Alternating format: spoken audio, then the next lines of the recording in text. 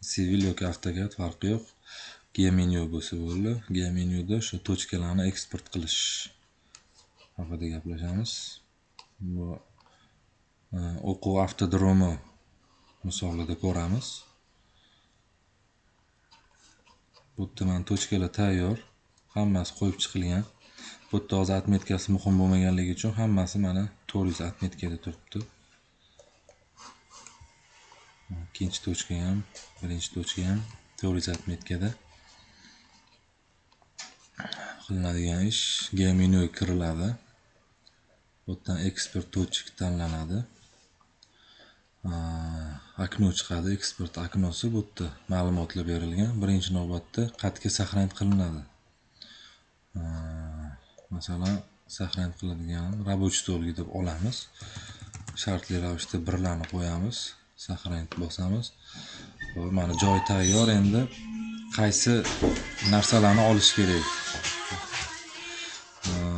Mana shu tipdagi tochka, u tochka bo'lishi mumkin, kuruk bo'lishi mumkin, farqi yo'q. Tochkani tanlaymiz. Mana 348 ta tochka. Yashil rangdagilarni oldi. Agar shu yerda o'zida boshqa sloyda yoki boshqa rangda bo'ladigan bo'lsa, ularni olmaydi. Shunga e'tibor qilish kerak. Keyin orada razdelитель, ya'ni bo'luvchisi virgul. Bu apparatlarga import qilayotganda juda ham muhim narsa.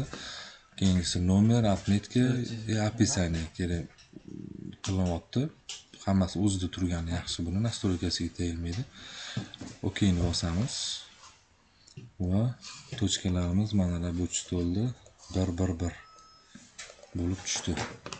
Mana hammasi boyagi men tanlagan nuqtalarim mana 400.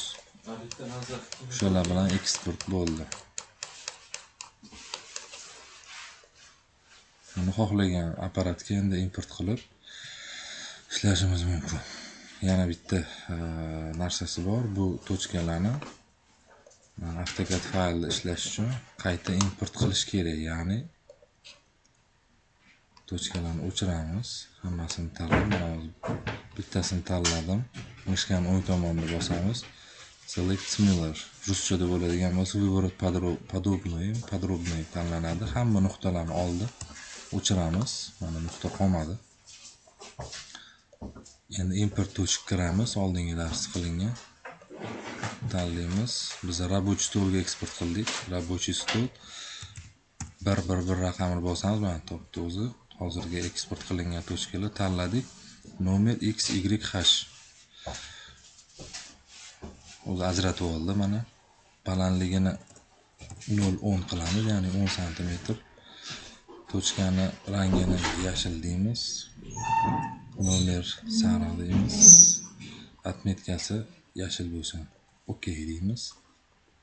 Mana.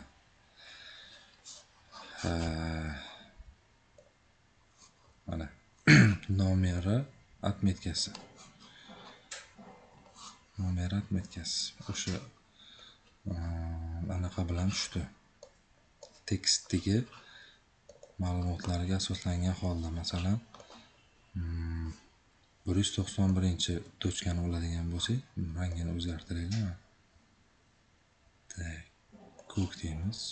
191-tochka, bu yerda ham 191 qaraymiz.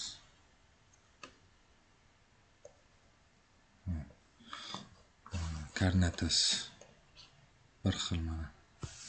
AutoCAD X bilan Y ga teskari ko'rsatadi. Mana X bu yerda 3068 871, Y ga 1048.228, atmetkasi 400.